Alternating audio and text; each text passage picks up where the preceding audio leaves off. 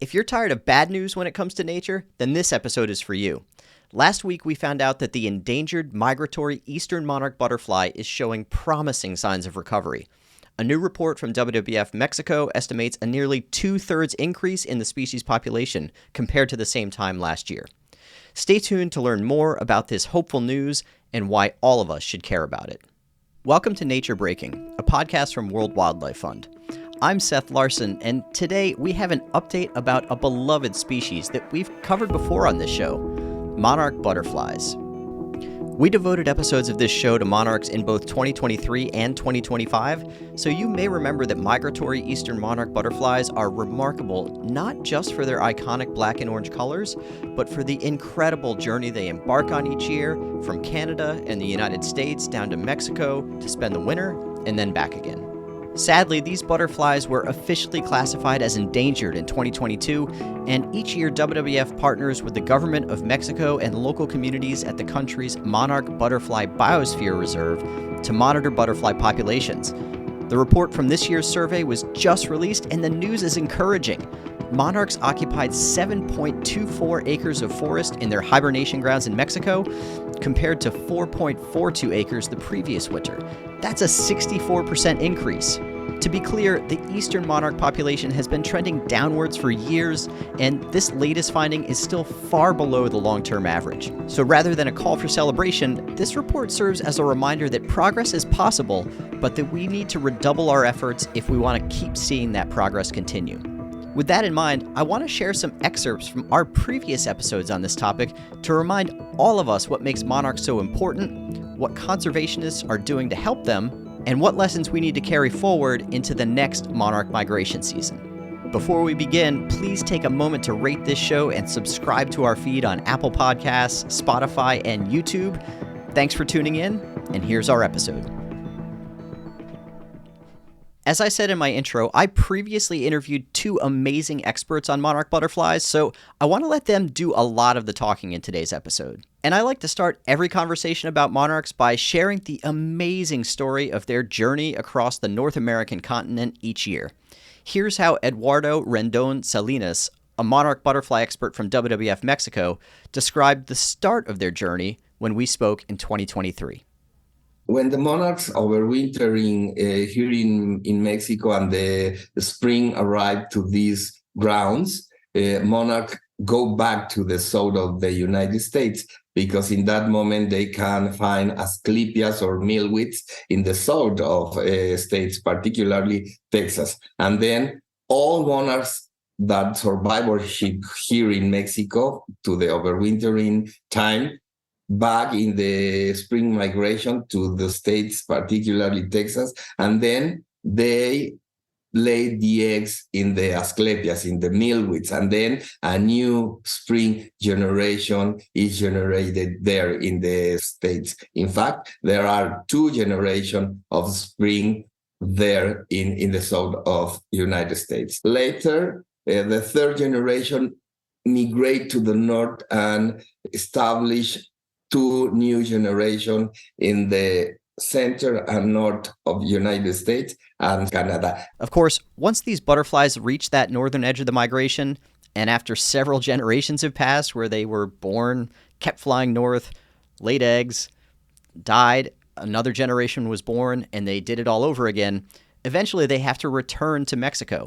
And that generation that makes that journey lives not just a few weeks to a month, but upwards of 8 months. Here's how Whelan, Chief Sustainability Officer at Natural Habitat Adventures, described the journey of this so-called super generation when we spoke in 2025.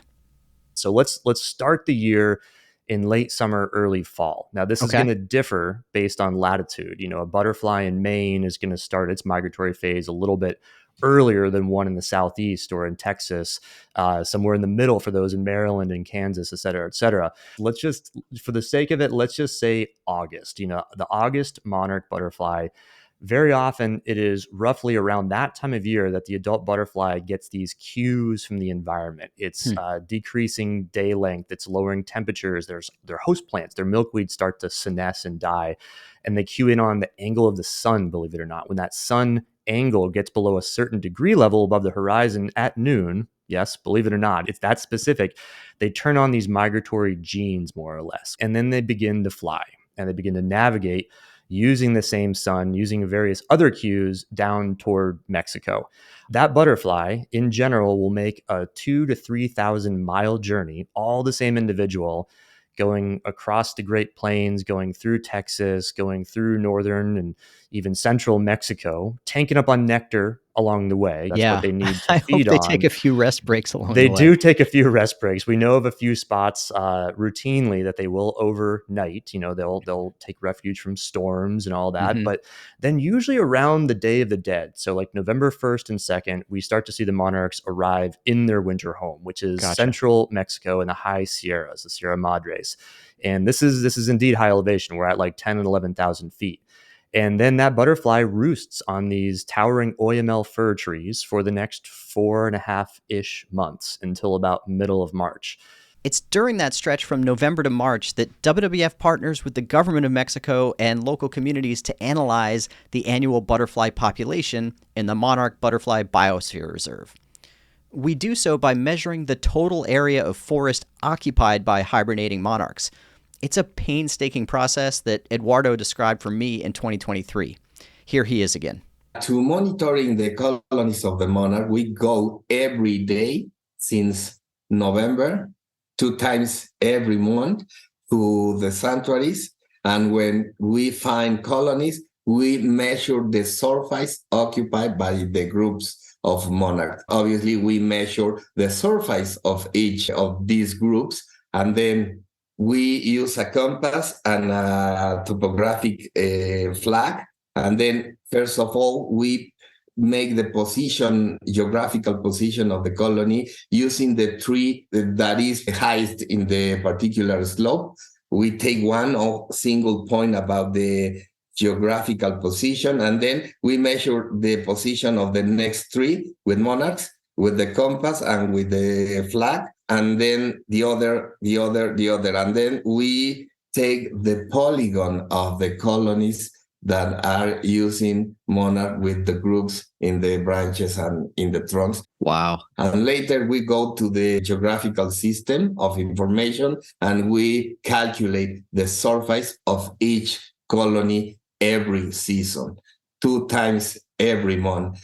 So that's how we arrive at these estimates each year. And as I said earlier, even though we got some really good news this year, and in fact the previous year as well, this population of monarchs is still considered endangered. So what's been causing their decline in recent decades? Well, there are multiple factors, but 2 big culprits have been climate change, which brings more extreme weather that makes the monarch's journey all the more difficult, as well as the loss of milkweed across their migration area. Milkweed is the only plant on which they'll lay their eggs and the only source of food for baby monarch caterpillars. But milkweed has been vanishing across North America due to the use of herbicides and pesticides, as well as land use change and other factors. Here's how Eduardo summarized the threats facing monarchs in 2023.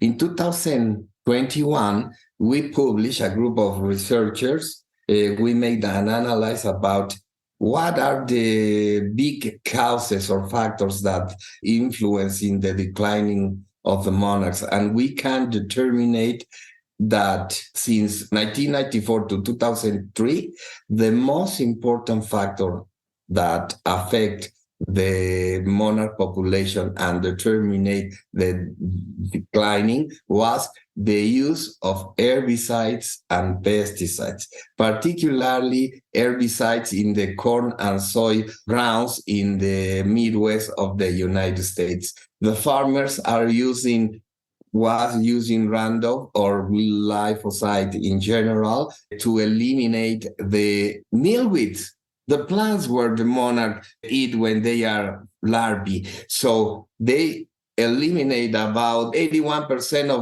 of the plants in that lapse of time. Later, from 2004 to 2018, we discovered that the climate, the variation of the climate in the reproduction sites in the summer, particularly in United States, was the responsible of the declining. So we have currently two big factors of the monarch declining. And the other factor that is important, obviously, here in Mexico is the forest degradation. Sometimes deforestation, and other simply degradation of the forest. So there are more factors, but now we are very clear about the use of herbicides.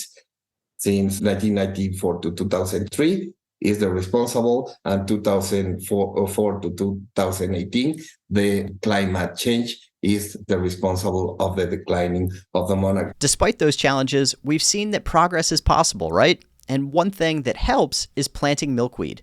Millions of people have gotten involved in that in recent years, planting it in their yards, in their neighborhoods, in their communities.